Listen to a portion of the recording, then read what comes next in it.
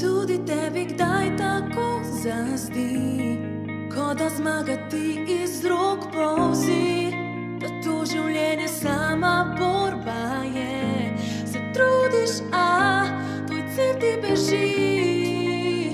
Povem naj ti tole, ta dirka, ta borba, se trudiš res preveč in za popolnost se ženeš, čarobno zamujaš, poseljubljen si v njem, zato zaživi, ker ljubljen si.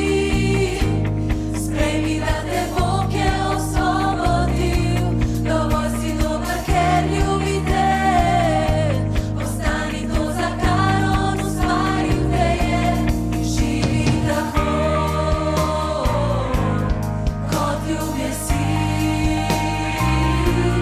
Živi tako,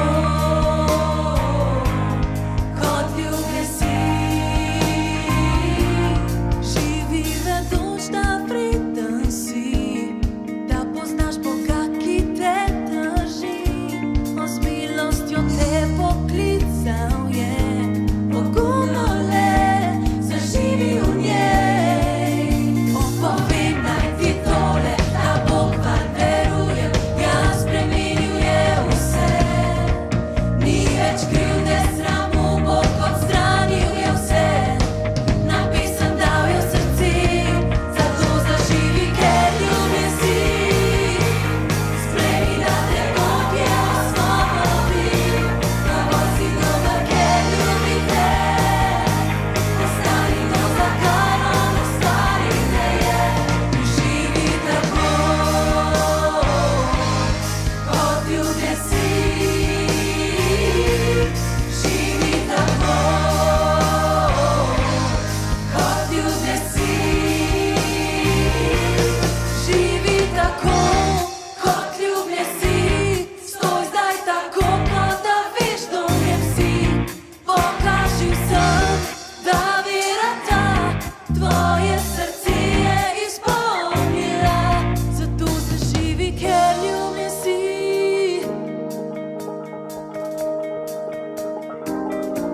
Dovolj si dober, ker ljubi te.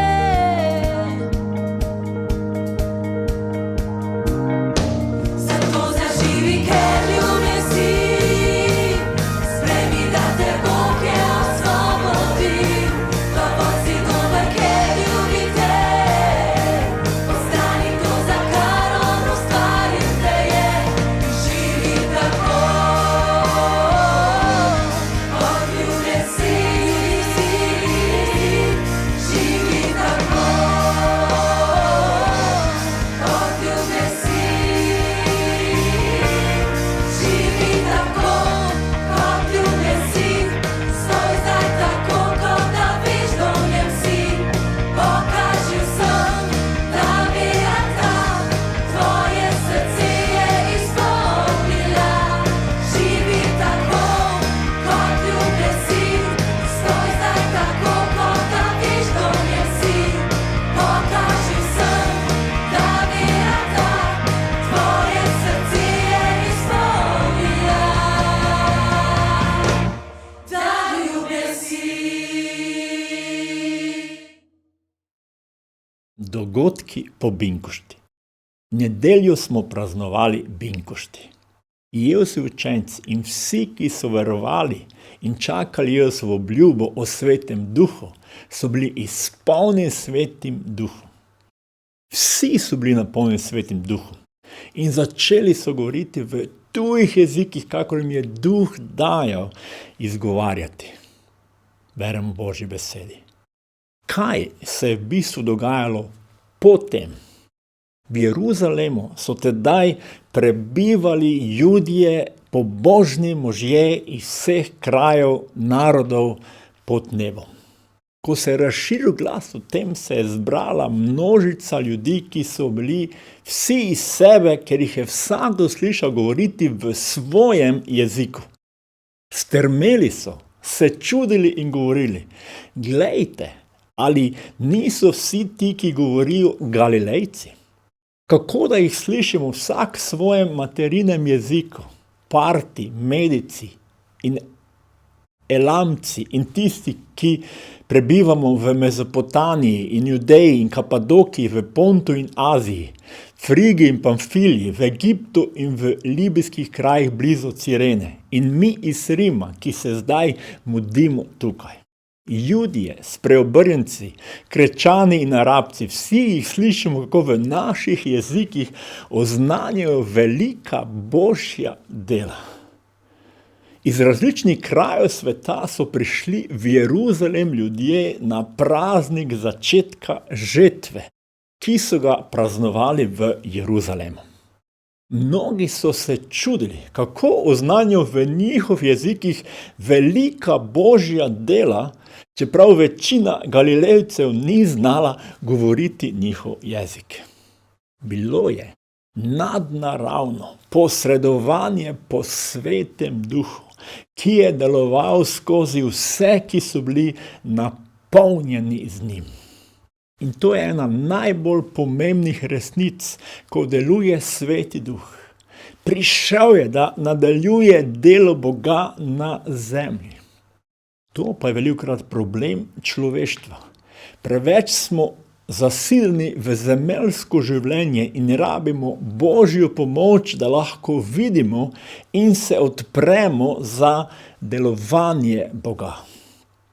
Kar se je na Binkošti dogajalo v Jeruzalemu, je očitno mnogim prineslo veselje, svobodo, tako da so se temu nekateri čudili, nekateri so se celo posmehovali, da so se napili. Vsi so bili osupli in si tega niso znali razložiti. Drugega so spraševali, kaj naj to pomeni. Nekateri pa so se norčevali in govorili, sladkega vina so se napili. Sveti Duh je tretja božja oseba, ki razodeva Boga in njegovo delovanje na zemlji.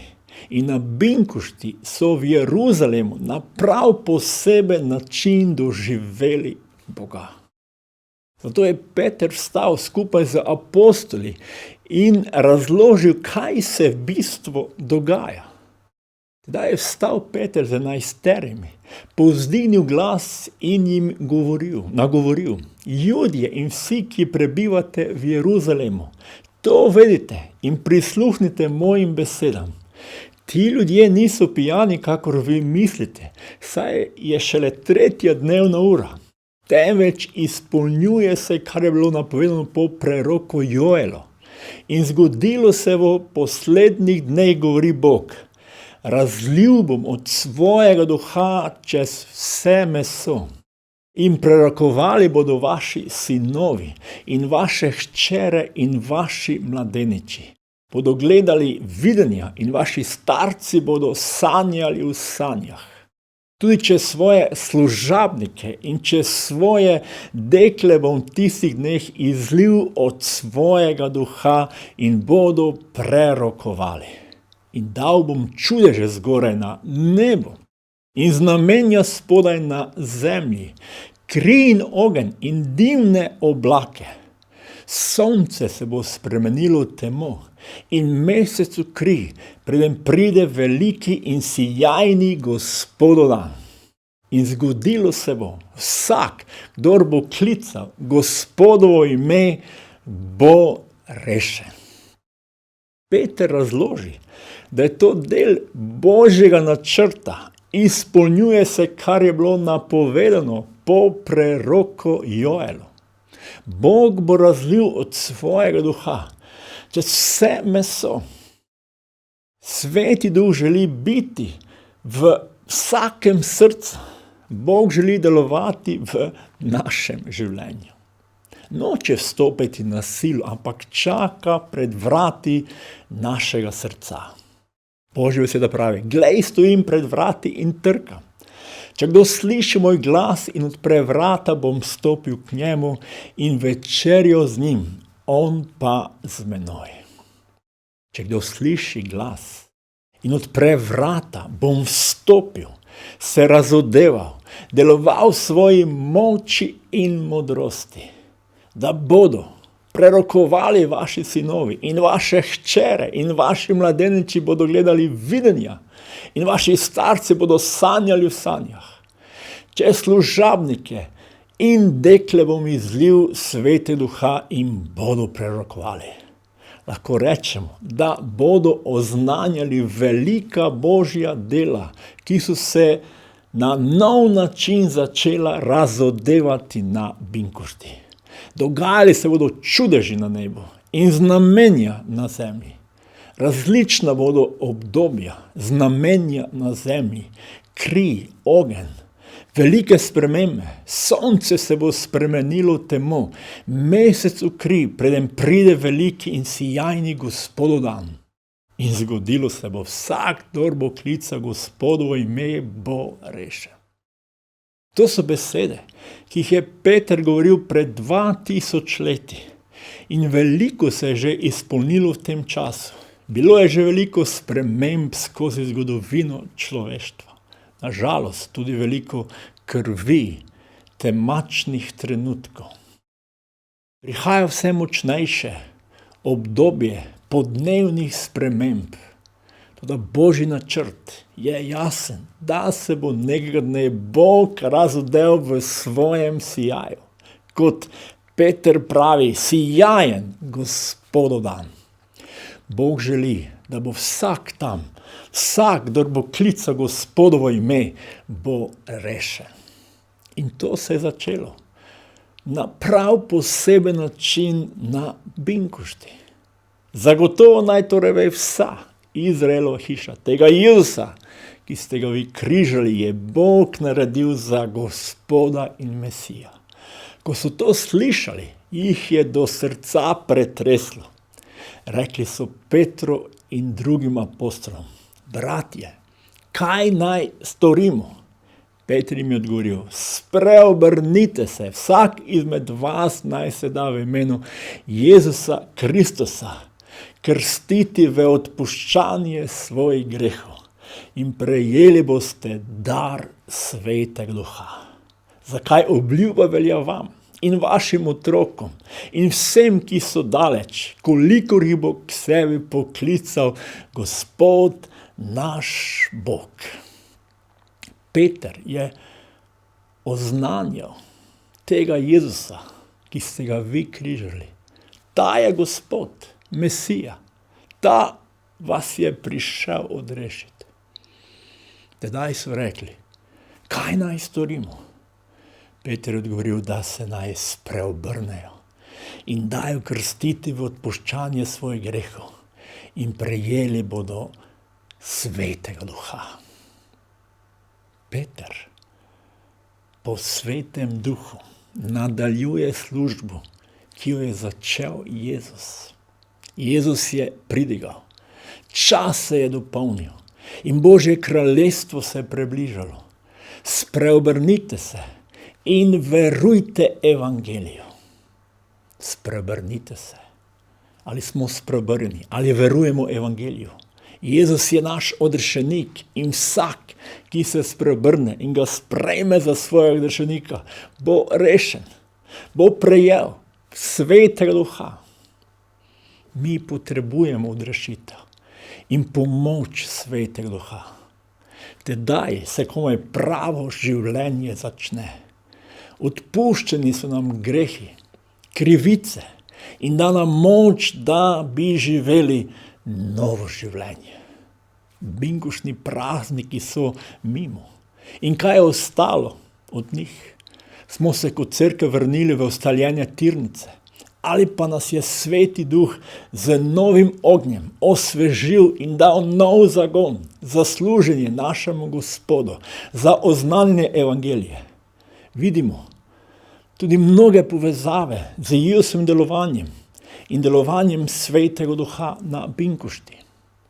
Ko je Jezus začel službo, je bil napolnjen Svetim Duhom. Prišel je v Nazaret, kjer je odraščal. V soboto je po svoji navadi šel v shodnico. Vstal je, da bi bral. Podali so mu zvitek proroka Izaija. Odbil je zvitek in našel mesto, kjer je bilo zapisano: Duh Gospodov je nad menoj, ker me je mazilil, da prinesem blago vest ubogim. Poslal me je, da oznanim jetnikom prostost in slepim vid, da pustim zatirane na prostost, da oznanim leto, ki je ljubo Gospodu.